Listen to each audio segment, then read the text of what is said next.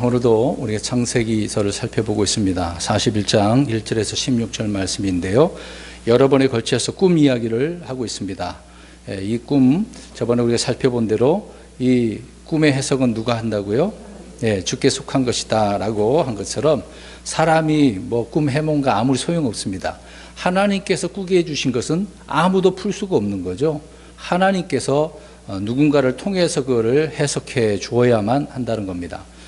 그러니까 그 누군가도 주님께서 알려주셔야만 하는 거죠. 아무리 지혜자들이라 할지라도 하나님께서 하신 일들을 알 수가 없다는 겁니다.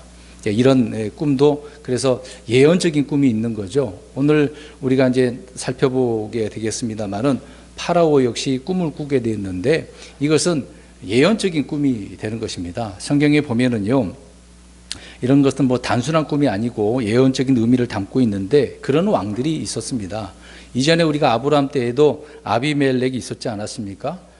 이 아비멜렉도 꿈에 경고를 받게 되어지죠. 아브라함의 아내 사라를 건드리지 말라고 주님께서 명령하시니까 그래서 결국 그 꿈을 통해서 아브라함을 책망하면서 이제 사라를 돌려보내게 되어지죠. 그러니까 주님께서 뭔가 알려주셨기 때문에 그렇게 행하게 되어지는 것입니다. 또 파라오와 우리가 지금 살펴보겠습니다만은 파라오의 이 꿈은요 장차 이집트와 주변 나라들에 대한 꿈을 꾸게 되어지는 거죠. 이제 기근 문제가 있고, 그러니까 풍년이 있고 기근이 있잖아요. 앞으로 이런 일들이 있기 때문에 너를 통해서 하나님께서 뭔가 보여주시고 계획해 나가겠다. 이제 겉으로는 그들이지만은 실제적으로는 하나님은 이스라엘 백성들을 글로 불러들이고 또 나중에 데려나가기 위한 계획이었다는 거죠. 이런 부분에 예언적인 부분이 있었고요. 또 다니엘서도 보면 바벨론의 왕 느부갓네살 있지 않습니까? 두 번에 걸쳐서 꿈도 꾸게 되었던 부분이 있었던 거죠. 그 꿈을 통해서 바벨론 제국의 흥망성쇠를 하나님께서 꾸게 해주셨습니다. 그것뿐만 아니라 그리고 이 세상 왕국, 마지막 왕국이 돌 왕국이라고 하는 주님을 통해서 이 세상 왕국을 다 깨어 부서뜨리고 돌 왕국을 세우겠다라고 하는 그런 엄청난 꿈을 느부갓네살을 통해서 하나님께서 보여주신 거죠. 이것도 예언적인 부분인 것입니다. 이런 부분에 있어서 다니엘은 느부갓네살의 그 꿈도 해석해주고 또 그 손자 벨사살 역시 꿈을 꾸는 가운데 주님께서 알려주셨기 때문에 해석을 또 해주게 되어지는 거죠. 아무튼 이들의 꿈은 성경의 예언의 핵심적인 꿈이었다는 겁니다. 그냥 단순한 꿈으로 우리가 생각해서는 안 되죠. 근데 사람들은 하나님의 계획보다는 그냥 꿈을 꾸면 뭔가 대단한 것처럼 여기고 있는 거죠. 그래서 대부분 요셉처럼 꿈꾸라. 어떻게 요셉처럼 꿈을 꿉니까? 하나님께서 요셉에게 주신 그 계획에 대한 꿈인데 우리가 지금 그런 입장은 아니잖아요. 우리의 꿈은 물론 자기 나름대로 소망이 되겠습니다만 희망이잖아요. 우리는 주님을 위해서 살아가는 그런 믿음에 대한 믿음의 선한 그런 꿈을 꿔야 되는데 그런 것보다도 내가 앞으로 뭐 해야 되겠다. 위대한 사람이 되겠다. 심지어는 대통령 되겠다. 크리스찬 중에도 그런 사람 많았잖아요. 대통령 된 사람도 있었고. 이제 그게 꿈이라고 생각하는 겁니다. 이제 그것을 자기 꿈을 성경에 나와 있는 것 갖고 자기가 연결시켜서 그렇게 하는 사람들이 너무도 많습니다. 근데 우리는 그런 식으로 성경을 해석하고 나에게 적용해서는 안 된다는 거죠. 성경은 하나님의 자신의 계획을 이루기 위해서 꿈이나 환상을 보여주신다는 겁니다. 그래서 꿈이나 환상을 또 대언자들을 통해서 말씀해 주시고 해석을 해주고 있는 거지 않습니까? 그래서 성경을 살펴보면 꿈에 주님의 말씀을 들은 사람들이 너무도 많아요. 지금 이 왕을 대표적으로 몇 사람 이렇게 말씀드렸습니다만은 그런 사람들이 너무도 많이 있습니다. 그런데 주께서 주신 꿈이 있다고 한다면 말씀드린 것처럼 그 꿈을 해석할 해석자도 그 옆에 하나님은 반드시 두신다는 겁니다. 그냥 너 혼자 알아서 해가 아니라 누군가 불신자를 통해서 뭔가 꾸게 해주셨다고 한다면 믿음의 사람들을 통해서 그 꿈을 해석하고 하나님의 일을 선포하고 주님을 증언하게 하신다는 거죠. 오늘 요셉이 바로 그런 사람을 하나님께서 고난을 주시고 준비케 해주시고 그런 가운데 왕 앞에 나가서 해석하게 해주는 그런 내용의 말씀들을 살펴보게 되는 것이죠. 자, 오늘 41장 1절부터 16절까지 한 절씩 우리 보겠습니다. 간단한 내용들이기 때문에 쉽게 넘어가면서 중요한 부분만 터치하면서 말씀을 드리도록 하겠습니다. 1절 보십시오. 만 2년이 끝난 뒤에 파라오가 꿈을 꾸니라. 보라, 그가 강가에 서 있었는데 파라오의 생일 때에 잔을 맡은 관원이 이제 회복되고 빵을 맡은 관원이 이제 죽임을 당한 그 이후 몇 년이 흘렀습니까? 2년이 흘렀네요. 만 2년 꽉 찼다는 얘기죠. 이제 요셉은 감옥에서 계속해서 파라오의 관리들과 함께 있고 있죠. 그렇게 있으면서 꿈을 해석해 준 2년이 이제 감옥에서 흘러 지나갔단 말입니다. 근데 저번 시간에 잠깐 말씀드렸습니다만은 바로 해결되면 얼마나 좋겠어요. 그러나 하나님은 아직 더 기다려야 된다라고 하는 그런 의미로 우리가 해석할 수가 있는 거죠. 어떻게 보면 더 요셉의 입장에서는 그 시간까지 만 2년이 차기 전까지는 계속해서 어떤 훈련을 받아야 됩니까? 고난이라고 하는 이것을 통해서 더 낮아지고 하나님께서 때를 세울 그때를 기다려야 된다는 그런 입장이 되는 것이죠. 사람들은 급해요. 그러니까 요셉도 잔을 맡은 자에게 어떻게 합니까? 나가시면 저 좀 꼭 기억해 주세요. 그 말은 뭐예요? 날 여기서 빼내주세요. 나 잘못한 거 없어요. 그러잖아요. 사람은 그래요. 그런 환경에 처하게 되어지면 어떻게 해서든 이 상황을 모면하고 싶기 때문에 누구를 의지하게 되어지는 겁니다. 요셉도 훌륭한 사람이지만 인간적인 면은 어쩔 수 없는 부분인 것이죠. 아무튼 그 기간 동안 훈련하는 단련의 시간이 더 있었다라고 우리가 한편적으로 생각해 볼 수가 있는 것입니다. 아무튼 2년이 끝난 뒤에 파라오가 꿈을 꿨다라고 하는 내용이 여기 1절에 기록을 하고 있네요. 근데 꿈을 꿨는데 강가에 서 있었다. 하필이면 그냥 언덕이면 모를까 산이면 모를까 강가라고 표현합니다. 근데 거기에서 무슨 희한한 꿈이 이제 꾸게 되어지기 때문에 그 배경을 설명하고 있는 거죠. 2절 보라 잘생기고 살찐 암소 7마리가 강에서 올라와 풀밭에서 뜯어먹더라. 잘생기고 살찐 암소 7마리, 한 마리도 아니고 7마리잖아요. 잘생겼고 살찌고. 여러분 소를 보면 잘생겼다 못생겼다 누구 알아볼 수 있습니까? 그냥 토실토실하게 그렇게 풍성하게 좀 그렇게 보이면 잘생겼다고 하지, 사람 기준에서 소가 잘생긴 소가 있고 못생긴 소가 있나요? 무늬가 좀 다르나요? 윤기가 나고 그런 것을 통해서 잘생겼다고 하는가 보네요. 아무튼 잘생기고 살찐 암소 7마리라고 하네요. 근데 그 7마리가 어디에 있었어요? 강에서 있었는데 거기에서 올라와 가지고 풀밭에서 뜯어먹더라. 그러니까 풀도 강가에 있어야 되는 부분이네요. 그렇죠? 이게 얼마나 그 강 주변에는 풀이 널려져 있겠습니까? 거기에서 이제 소가 뜯어 먹으니까 어때요? 그 7마리가 뜯어 먹으니 더 그냥 살찌고 풍성하겠죠. 그래서 파라오가 이 장면을 지금 꾼 내용을 성경은 기록해 주고 있다라고 하는 부분입니다. 근데 초원에서 풀을 뜯어 먹고 있으니까 얼마나 풍요로워요. 그 장면은 기가 막힌 거잖아요.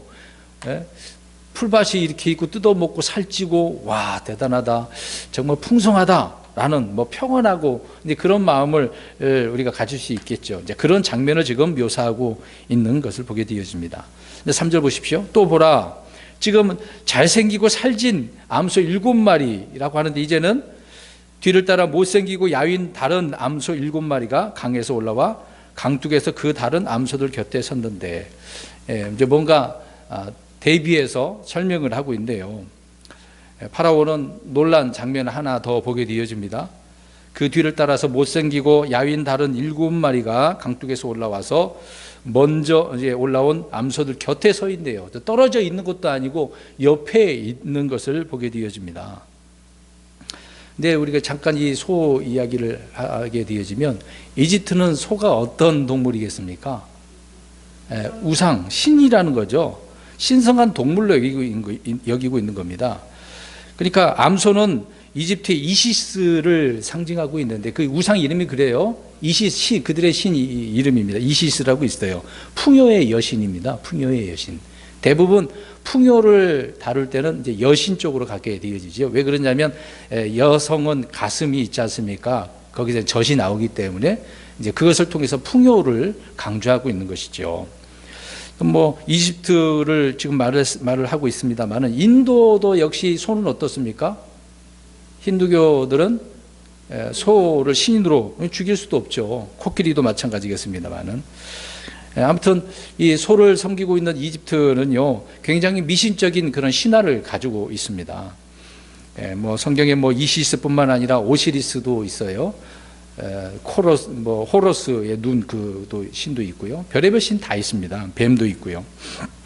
아무튼 이 7마리 암소를 가진 수소로 표현되고 있는데, 신화적인 이런 이집트 전통의 그런 종교에 관한 꿈을 그대로 보고 있다는 거죠. 왜 이런 이야기를 하면 뒤에서 한 번 더 말씀드리겠습니다만은, 저번에 말씀드린 것처럼 꿈은 나와 상관이 있는 꿈을 꾼다는 거예요. 내가 보고 느끼고 경험했던 것들을 꾸지 전혀 색다르고 모르는 것을 꾸지 않는다는 겁니다. 그러니까 파라오도 자기가 보고자 하는 것들을 생각하고 이렇게 꿈을 꾸는 거죠. 사실상 하나님께서 꾸게 한 것이긴 하지만요. 그러니까 파라오가 꿈에 7마리의 암소들을 본 것은 그들의 의식 세계에서 상식적인 그런 일들을 꾸고 있다라고 하는 부분입니다. 그러니까 하나님은 어떤 사람에게 전혀 알지 못하는 내용으로 이런 계시를 주는 것이 아니란 말입니다. 가장 익숙하고 잘 아는 그런 내용들로 계시를 주는 거죠. 물론 그 사람은 내가 알고 있는 것이지만 그 사람에게 뭔가 계시해 줄 때도 하나님은 그것을 사용하신다는 거죠. 하나님은 그런 분이에요. 전혀 뜬금없이 뭘 말씀하거나 모르는 것들을 하지는 않는다는 겁니다. 충분히 이해할 수 있는 것들로 환상을 주시거나 꿈을 주신다는 거죠. 그런 의미로 지금 3절에 야윈 다른 암소 7마리가 곁에 살진 암소 옆에 있었다라고 기록을 하고 있습니다. 4절 보겠습니다. 그 못생기고 야윈 암소들이 잘생기고 살진 암소 7마리를 먹음으로 이에 파라오가 깨니라. 지금 놀라운 장면이네요. 못생긴 야윈 그런 암소들이 잘생긴 살찐 암소들을 어떻게 해버립니까? 먹어버렸습니다. 이거를 사람들이 무슨 해석을 할 필요가 없어요. 뒤에 하나님이 다 해석해 주고 있기 때문에 굳이 이것을 영적으로 무슨 교훈을 얻어야 된다고 해석할 필요는 없는 거죠. 그냥 잡아먹었어요. 왜 잡아먹겠습니까? 단순하게 생각해 보세요. 배고프니까. 풀은 상관도 없고 그냥 자기 동료라고 볼 수 있겠죠. 그냥 짐승인데 짐승을 잡아먹네요. 어떻게 소는 사실 뭐 먹어야 되죠? 풀을 먹어야 되잖아요. 육식이 아니고 초식인데도 불구하고 먹어버렸습니다. 아무튼 여기까지 파라오가 꿈에서 본 내용을 이제 한 종류인데 두 번의 연거푸 후 꿈을 꾸게 되어지죠. 그러니까 어떻게 보면 예사롭지 못한 꿈이잖아요. 이게 무슨 꿈이지 막 생각해야 되는데 지금 어떻게 합니까? 이 꿈을 꾸고 파라오는 깨니라 그랬는데 이제 그 다음 주에 보니까 다시 또 잤어요. 자, 5절 보겠습니다. 그가 잠들어 두 번째 꿈을 꾸었는데 보라 줄기 하나에 통통하고 좋은 곡식 이삭 7개가 나오더라. 그냥 이상하다라고 하는 그런 부분이 있었겠죠. 근데 바로 잔 것 같아요. 근데 바로 잤지만 또 꿈을 꿉니다. 그러니까 이제 밤을 지새운 것이 아니라 잠을 청했는데요. 근데 그 꿈이 어떻습니까? 줄기 하나에 이제 하나잖아요. 줄기 여러 개가 아니라 하나에 지금 통통하고 좋은 곡식 7개, 곡식 7개. 그럼 풍성하잖아요. 한 줄기에 7개 그렇게 났으니까. 그러니까 어떻게 보면 풍성한 다산에 대한 그런 꿈이 되겠죠. 이 장면만 아까 앞에 살진 암소 7마리만 봐도 야 풍성하다라고 생각하겠죠. 이제 같은 내용이지만 다른 꿈으로서 하나님은 연거푸 뭔가 확신을 주기 위해서 꾸게 하신 것이죠.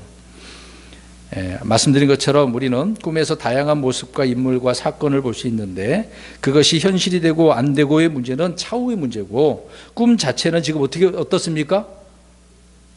살찌고 풍성한 좋은 곡식 보면 기분이 좋아요, 나빠요? 이런 장면은 좋잖아요. 막 쌀이 떨어진다, 막 쌀이 내게 막 몰려온다, 막 그럼 좋잖아요. 돈이 막 쏟아졌다 그러면 다 좋은 꿈이라고 생각하잖아요. 그게 좋은 꿈이라고 하잖아요. 다른 표현으로 어떤 사람이 막 내가 대리였는데 갑자기 사장 되는 꿈, 와, 이거 무슨 꿈이라 그래, 그걸 또. 길몽이라 그래가지고, 야, 나 앞으로 이 회사에서 사장 되는가 보다. 그러고. 여러 가지 그렇게 생각을 하고 꿈을 꾸겠죠. 자, 아무튼 통통한 좋은 곡식 7개 나온 장면을 보고 이걸 끝나는 것이 아니라 바로 6절과 7절에 또 꾸게 되어집니다. 또 보라 그것들의 뒤를 따라 가늘고 동풍에 마른 이삭 7개가 솟아 나오더니 그 가는 이삭 7개가 통통하고 꽉 찬 이삭 7개를 삼킴으로 파라오가 깬즉 보라 꿈이더라. 이번에도 희한하잖아요. 사실상 이 마른 이삭이 어떻게 통통한 것을 먹을 수가 있냐고요. 식물인데 식물이 어떻게 먹어요? 그러니까 뭔가 보여주는 장면이잖아요. 뭔가 큰 의미의 말씀들을 하나님께서 계시해주고 있는 장면이라는 것을 알 수 있습니다. 그러니까 아무튼 놀라운 거죠. 이제 깨보니까 꿈이었어라고 이야기를 하고 있는 겁니다. 어떻게 보면 이제 꿈이지만 현실처럼 생생한 장면이었던 거죠. 그래서 이제 파라오의 그 머리 생각하고 마음에는 이것이 각인돼 가지고 이게 뭐지 불안하죠. 그래서 이제 8절에 보십시오. 이제 불안하다고 나옵니다. 아침에 자기 영이 불안함으로 그가 사람을 보내어 이집트의 모든 마술사와 그곳의 모든 지혜자를 부르고 파라오가 그들에게 자기 꿈을 일렀으나 그것들을 파라오에게 해석해 주는 자가 없었더라. 파라오가 얼마나 놀랐는지 영이 불안했다. 뭐 그냥 자체가 다 불안한 거죠. 어떻게 보면 자신뿐만 아니라 그 자신의 왕국이 있겠지 않습니까? 그 이집트 나라. 어떻게 보면 이거 우리 나라를 위해서 나를 위해서 이상한 징조가 있는 거 아니야? 그래서 취한 것이 뭡니까? 누구를 데려온 거죠? 마술사와 지혜자를 온갖 사람이 다 부르는 거죠. 이 사람 불렀더니 몰라. 똑똑해? 그럼 그놈 데려와. 이런 식으로 해서 모든 지혜자들을 마술사들을 다 불러서 야 내가 이런 꿈을 꿨는데 해석을 해 라고 하는 거죠. 근데 그 당시에도요 이집트에서는 천문학, 점성술, 복술 이게 굉장히 발달되어 있습니다. 특히 이교도들 가운데 이런 천문을 읽는 사람들이 많거든요. 특히 에돔, 에서 후손들은 그런 사람들이 많잖아요. 욥이 그쪽 지역 사람 아닙니까? 그 친구들도 그렇고요. 오즈에 사는 사람들이지 않습니까? 그 지역인데 거기 사는 사람 굉장히 똑똑하거든요. 지혜로운 사람들 많았습니다. 그런 것처럼 이미 이집트에는 이런 사람들이 굉장히 많았었어요. 그래서 그런 사람들이 있었기 때문에 이게 도대체 뭐냐라고 이제 물어보게 되어졌던 것이죠. 그럼에도 불구하고 파라오의 꿈을 구체적으로 무엇을 말하는지 해석해 주는 자가 있었습니까? 아무도 없었어요. 첫 번째 꿈, 두 번째 꿈, 비슷한 것 같은데 이게 뭘 말해주는지를 아무도 모르는 거죠. 이게 왕국에 무슨 반란이 일어나는 건지 외적의 침입이 있는 건지 아니면 자연재해가 있는지 누가 하나 말을 해줄 수 있는 자가 아무도 없었다는 겁니다. 왜 그럴까요? 앞에서도 말씀드린 것처럼 하나님이 구비해 주신 거기 때문에 모르는 거예요. 계속해서 보겠습니다. 9절. 그때에 잠 맡은 자들의 우두머리가 파라오에게 말하 이르되 내가 이날 나의 잘못을 기억하나이다. 뜬금없이 이제 아무도 모르니까 그런 상황을 지켜보다가 잠 맡은 자가 라고 이제 생각이 났겠죠. 내가 2년 전에 감옥에서 있었을 때 그 꿈을 해석해 준 사람이 있었는데 그것이 이제 기억나게 됐던 거죠. 그래서 이런 장면을 기록을 해놓고 있는 것을 보게 되어집니다. 그런데 이 사람이 스스로 뭐라고 이야기를 하고 있어요? 내가 이날 나의 잘못을 기억합니다라고 누구에게 이야기합니까? 파라오에게 뜬금없이. 파라오가 너 또 뭔 잘못한 거 있냐? 이렇게 생각할 수도 있지만 지금 이 잠 맡은 자는 자기의 과거 2년 전의 일을 이제서야 기억에 이제 떠올라서 제가 잘못했습니다 라고 이야기를 하고 있는 거죠. 그동안 잊고 지낸 이야기, 그거를 이제 본인 입장에서는 잊었지만 하나님은 어떻게 하시려고 하는 거죠, 지금? 그렇죠. 이때를 위해서 잊어버리게 하시고 기억나게 해주시는 그런 장면이라고 볼 수 있겠죠. 계속해서 봅니다. 10절, 11절. 파라오께서 자신의 신하들에게 놓아사 나와 빵 굽는 자들의 우두머리를 다 호위대장의 집에 감금하셨을 때에 나와 그가 하룻밤 사이에 꿈을 꾸되 우리 각 사람이 각각의 꿈 해석대로 꿈을 꾸었나이다. 과거에 있었던 이야기를 그대로 하고 있는 거죠. 거기에서 꿈을 똑같이 꾸었는데 거기에서 누군가 해석을 해줬습니다 라고 이제 이야기를 해주고 있는 것이죠. 어떻게 보면 이 사람은 체험을 한 거잖아요. 체험 없이는 이런 말을 할 수가 없으니까. 우리가 이걸 한번 보겠습니다. 단순한 내용이지만 우리가 영적인 교훈으로서 이제 사도 바울이 언급한 부분이 있는데요. 성도들은 많은 환난을 통해서 체험을 이룬다고 하잖아요. 환난은 체험을, 인내는 소망을 낳게 하는 거지 않습니까? 그러니까 체험은 고난에 빠진 다른 사람들에게 어떻게 위로를 힘을 줄 수 있는 그런 부분이라는 거죠. 그러니까 그 경험을 많이 해야 돼요. 경험하지 않고 뭔가 말하려면 힘이 없어요. 사실 이제 저도 처음에 전도 사실 어린 나이에 20몇 살에 신학 공부하고 성경 조금 읽는다고 아는 게 뭐가 있겠습니까? 이제 그런 나이에 막 설교를 한다고 생각해 보세요. 물론 성경에 있는 이야기하는 건 다 상관없지만 이제 또 깨달은 말씀들이 있을 거 아닙니까? 삶 속에서 경험한 것들이 있을 거 아니에요. 그러면 좀 힘이 나요. 근데 전혀 경험도 안 한 것들을 가지고 성도님들 이래야 됩니다, 저래야 됩니다 말을 하면 말에 힘이 있습니까, 없습니까? 없죠. 체험을 하지 않으면 이제 말의 표현도 힘이 없습니다. 능력이 생기지 않겠죠. 그러니까 경험한 부분이 있어서 힘있게 우리가 전달력이 있게 되어지는 것이겠죠. 아무튼 이런 우리 성도 한 사람, 개개인 한 사람 이런 체험이 다른 사람에게 그런 일을 겪으면 내가 도와줄 수 있다라고 하는 부분이 되겠죠. 계속해서 봅니다. 12, 13절. 그곳에 호위대장의 종인 히브리 사람 청년 하나가 우리와 함께 있기에 우리가 그에게 말하며 그가 우리를 위해 우리의 꿈을 해석하되 각 사람에게 각각의 꿈대로 해석하였는데 그가 우리에게 해석한 대로 되어 그분께서 나는 내 중무로 복귀시켰고 그는 나무에 매달았나이다 하니라. 잠 맡은 자들의 우두머리가 자신들의 꿈을 누가 해석해 줬다 그래요? 히브리 사람 청년 하나가 내게 우리가 말을 했는데 그 자가 해석해 줬습니다 라고 합니다. 이제 그 해석한 대로 나는 복직되었고 이제 빵을 맡은 사람은 어떻게 됐어요? 나무에 매달아서 죽게 됐습니다. 이 별 이제 체험을 했으니까 그 히브리 사람 청년이 기가 막히게 해석을 해요. 이렇게 자기의 경험으로 설명을 하고 있는 거죠. 히브리 사람. 여기서 이제 히브리 그러면은 히브리가 무슨 의미라고 그랬어요? 강 건너서 왔다라는 의미인 거죠. 그래서 요셉도 이전에 이 사람들에게 표현했지 않습니까? 나는 히브리 사람입니다. 히브리 사람들 땅에서 몰래 이렇게 끌려왔습니다라고 고백을 하고 있는 거죠. 아무튼 이제 가나안 사람들도 히브리 사람이라고 이야기했고 또 본인들도 그렇게 이야기를 했고 또 이 이집트에 와서 요셉은 그 사람들에게 나는 히브리 사람들입니다라고 당당하게 이야기하네요. 근데 우리가 이제 히브리 사람이긴 하지만 아브라함은 어느 사람이라고 기록되어 있습니까? 시리아 사람이라고 이야기하고 있습니다. 그래서 시리아에 또 가족 거기서 아내도 얻게 되어지잖아요. 이삭도 그렇고요. 아무튼 아브라함 그 모든 그 사람들은 시리아 사람이라고 이야기도 합니다. 그 전에 또 히브리 사람이라고 표현하기도 하고요. 그래서 이 잠 맡은 자는 왕에게 히브리 사람 한 사람 그 요셉을 꿈의 해석자로 소개를 하는 장면을 13절에서 보게 되어집니다. 14절. 이에 파라오가 사람을 보내 요셉을 부르니 그들이 급히 그를 감옥에서 데려오므로 그가 수염을 깎고 옷을 갈아입고 파라오에게 들어오니라. 파라오는 그 이야기를 듣고 나서 급히 사람을 보내게 되어집니다. 빨리 데려와. 지금 급한 상황이잖아요. 저 지혜자들 마술사들 있으나 마나니까 그래 이런 해석을 할 자가 있다고 당장 빨리 데려와. 그래서 급히 데려가게 되어집니다. 근데 요셉을 우리가 한번 보세요. 데리러 갔어요. 근데 요셉이 어떻게 하고 파라오 앞에 나갑니까? 누가 수염을 깎았어요? 그가가 누구예요 그러면? 데려온 사람을 잘 보세요. 데려옴으로 그가 수염을 깎고 옷을 갈아입고 파라오에게 들어오니라. 누구예요? 요셉이죠. 요셉이 스스로가 수염을 깎았어요. 단정하게 옷도 갈아입고. 자, 이 장면을 우리가 좀 생각해 보았으면 좋겠습니다.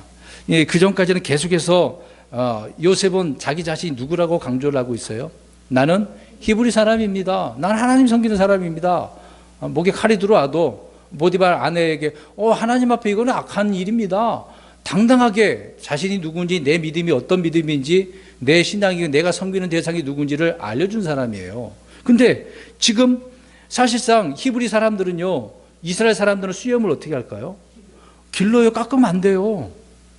그리고 우리가 이제 다윗이 신하들을 보냈을 때 그 적군들이 막 수염 깎아버리고 옷을 막 이렇게 때리고 구멍 내고 그러지 않았습니까?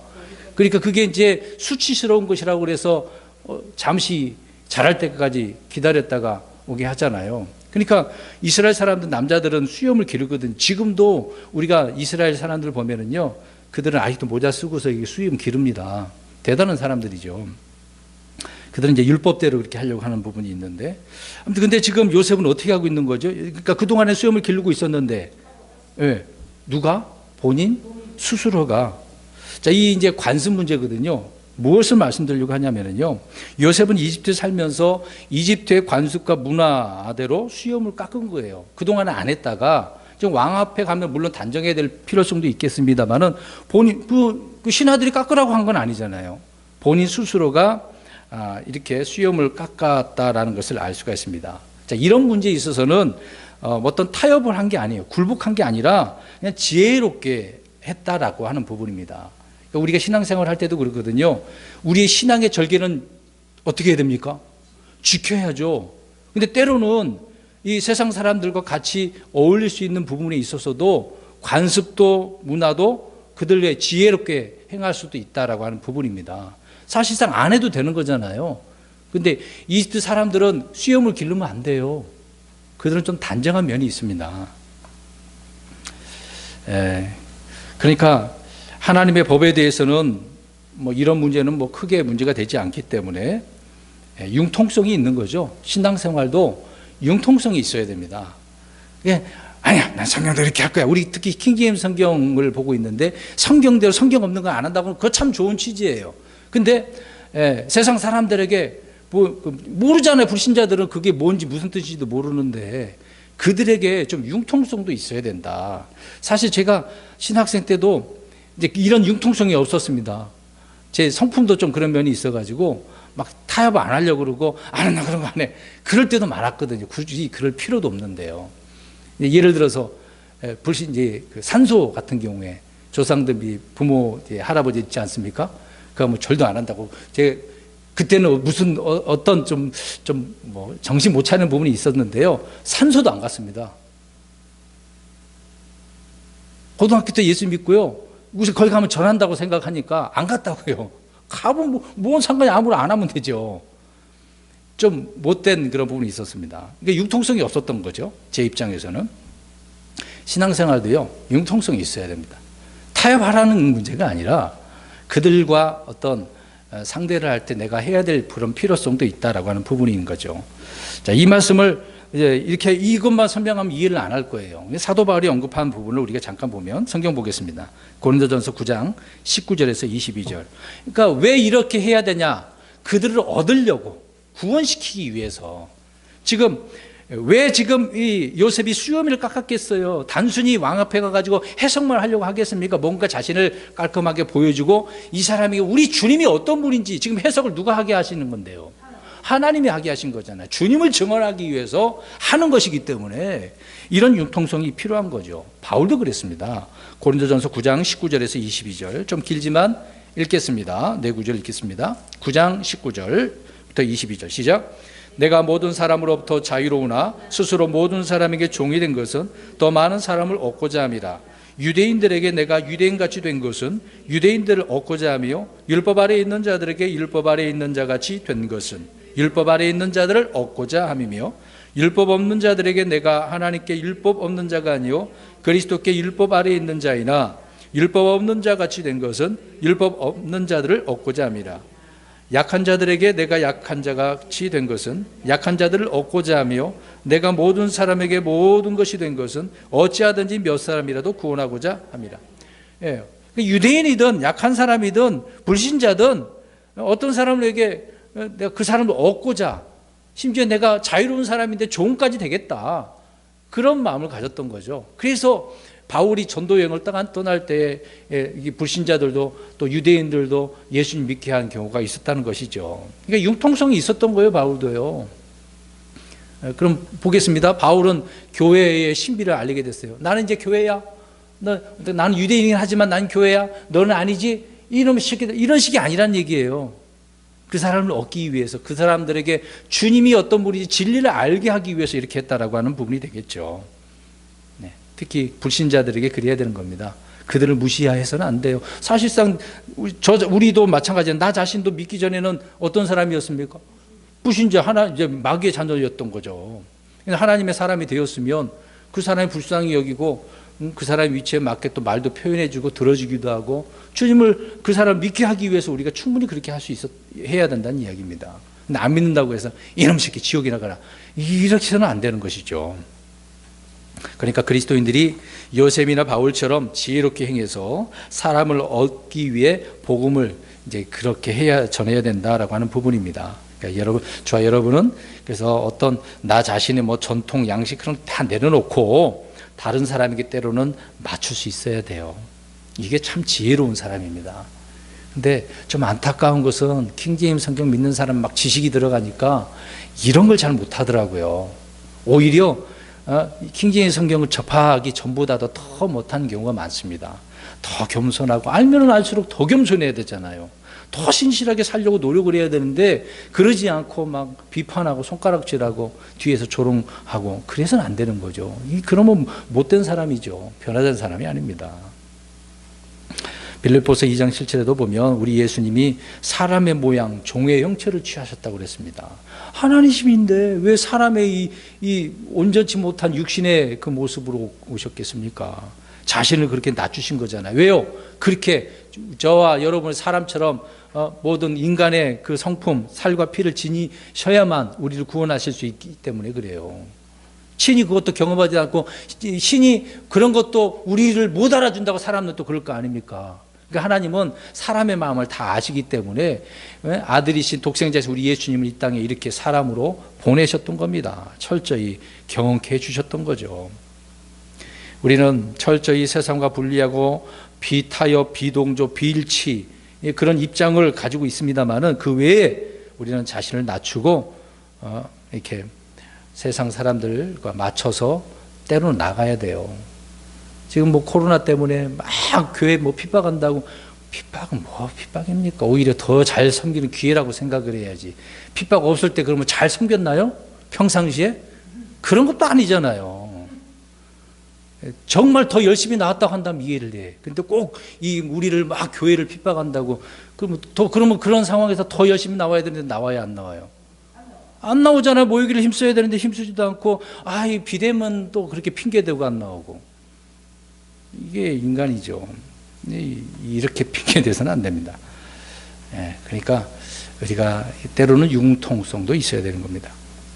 15절 파라오가 요셉에게 이르되 내가 한 꿈을 꾸었으나 그것을 능히 해석하는 자가 없었는데 내가 너에 관하여 들으니 너는 꿈을 이해하여 능히 해석한다 하는도다 하며 들은 대로 이야기를 합니다.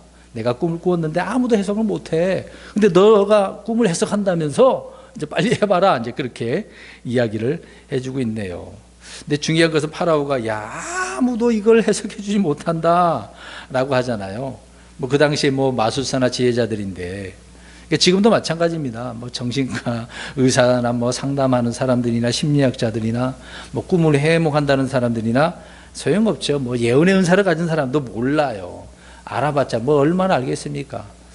그런 사람 갈 필요가 없어요. 지금 꿈 그렇게 할 필요도 없어요. 그냥 꿈이라고 생각하면 돼요. 그러니까 주님께서 주신 꿈은 사람이 해석할 수 없다. 그 얘기입니다. 세상 사람들이 결정적인 순간에 의지해야 될 사람이 누군가라는 것을 말해주고 있는 겁니다. 지금 이 과정의 입장에서는 파라오는 먼저 누구를 의지했던 거죠? 마술사, 지혜자들. 지금 세상 사람들 그렇게 아니에요. 좀만 막 불안하고 어려우면 누구를 찾아가는 거예요. 뭐 정신적으로 문제 있는 것 같으면 정신과 의사 찾아가는 거겠죠.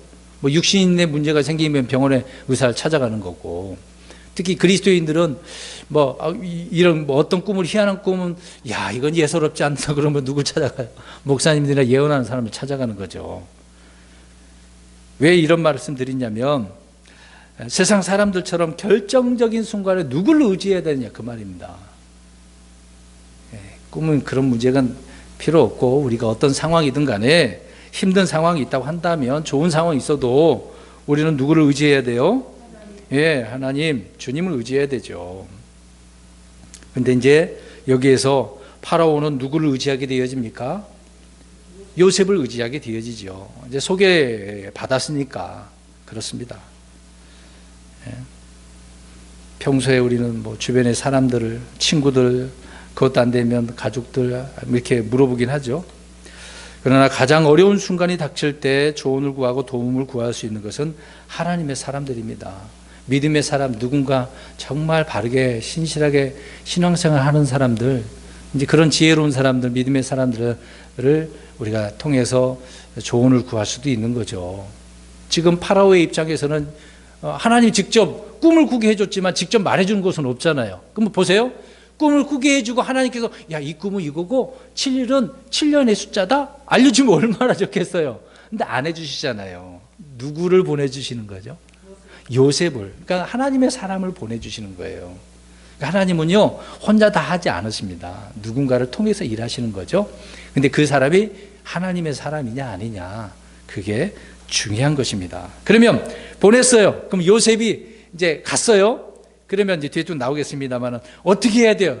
그 꿈을 들었으니까 해석을 물론 해주지만 해줘야 돼요. 근데 가가지고 글쎄요, 저 좀 생각을 해봐야 되겠는데요. 이러면 어떻게 되겠습니까? 안 되는 거죠. 왜 이런 이야기를 할까요? 요셉은 주님으로부터 지혜와 계시의 영을 받아서 꿈을 깨달아 알 수가 있었던 거죠. 이것을 통해서 우리 주님이 누구신지를 증언하고 하나님의 계획을 말해주면서 결론적으로는 요셉을 통하여 그것을 다 이루게 해주시는 거 아니겠습니까? 그건 이제 뒷일이지만 이제 이런 부분이 있어서 하나님이 누군가를 증언해주고 있다는 것을 알 수가 있습니다.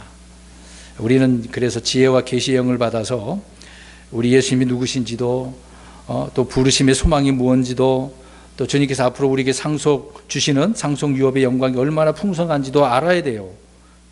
또 그분의 그 강력한 권능의 활동에 따라서 우리에게 베푸신 큰 권능이 무엇인지도 알아야 되겠지 않겠습니까? 자, 이런 것을 알아서 누군가 물어볼 거 아닙니까? 그러면 어떻게 해야 돼요? 알려줘야죠. 자, 성경 한 구절 보겠습니다. 잠언 22장 21절.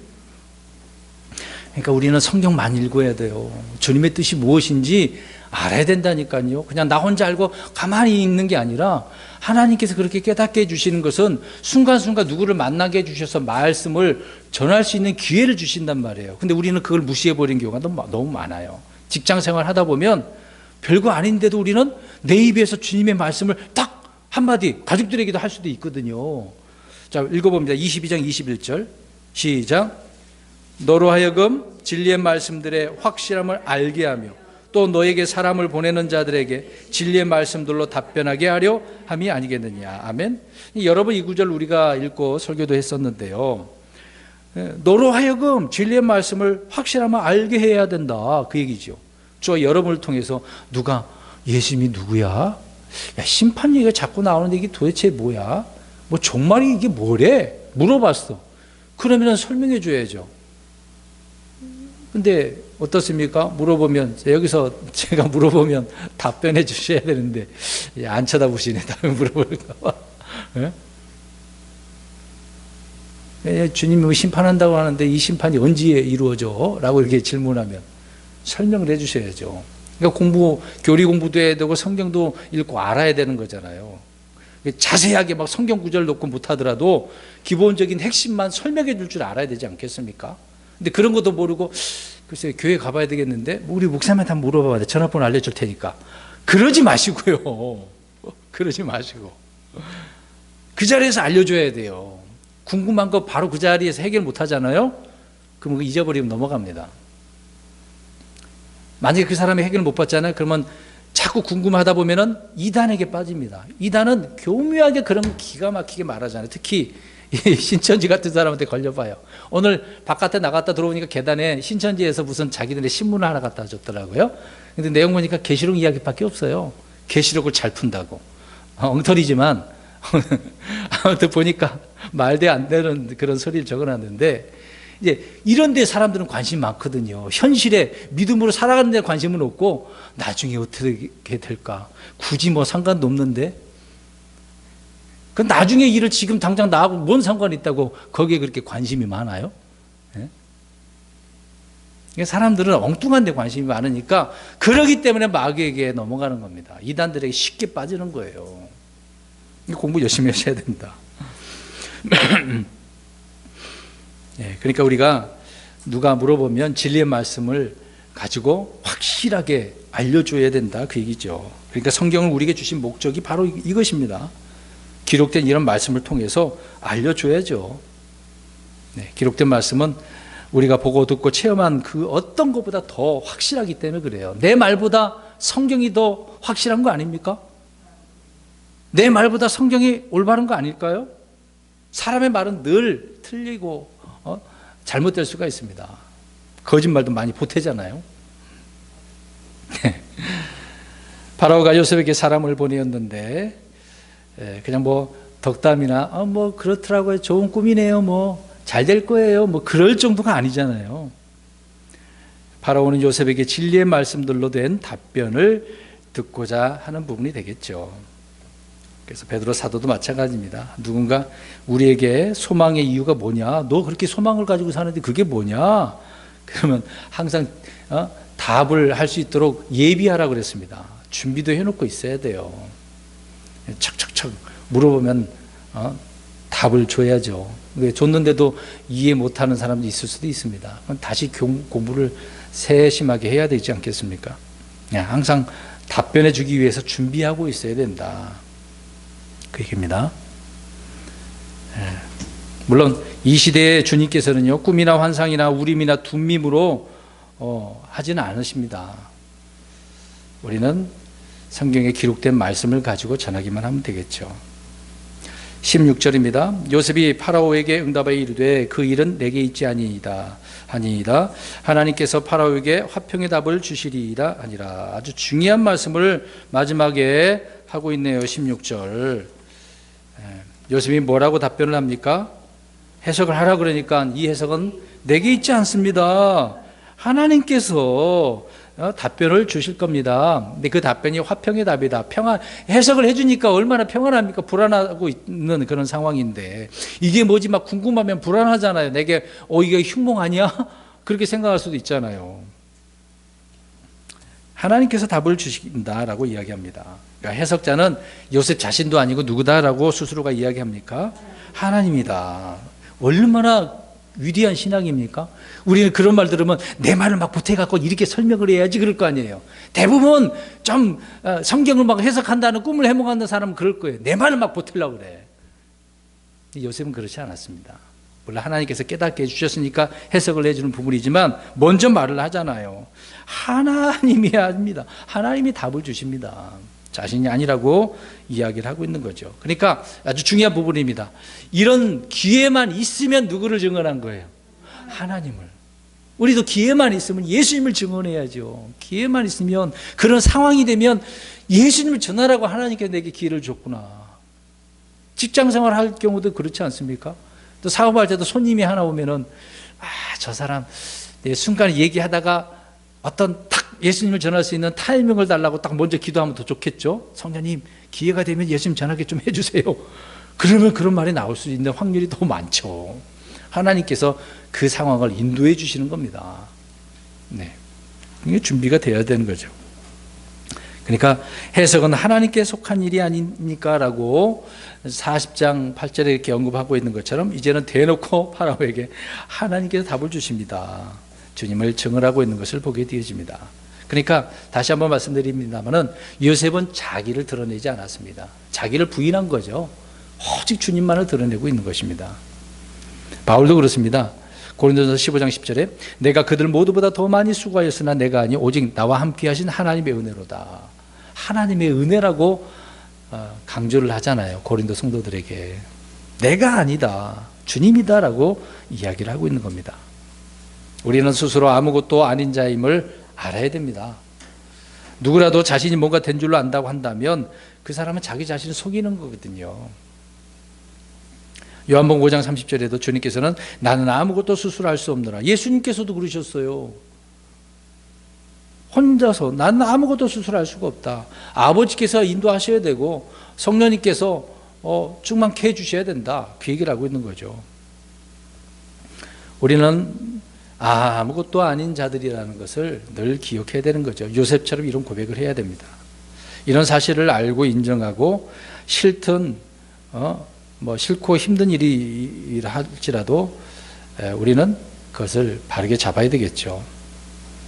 요셉은 자신이 하는 답이 하나님으로부터 온 답이다라고 말하고 있습니다. 모든 것이 철저히 하나님이 누군가를 설명을 할 때 곧 이런 면에 있어서 요셉도 대언자잖아요. 주님의 말씀을 그대로 전하는 사람이 누구라고요?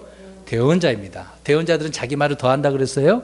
예, 가감하지 않고 하나님 말씀 그대로 전합니다. 미가야가 그랬잖아요. 일요일날 말씀드린 것처럼. 요셉은 대언자예요. 그대로 전하는 사람이니까. 그래서 그 일은 내게 있지 않습니다. 이 말은 나는 아무것도 할 수 없으니까 묻지 마세요. 요구하지 마세요. 그런 말이 아니잖아요. 내게는 없지만 주님에게 있어요. 우리 주님이 답이십니다. 우리 주님이 누군지 알려드릴까요? 답변을 해주면서 하나님이 누군가를 알려주시는 거죠.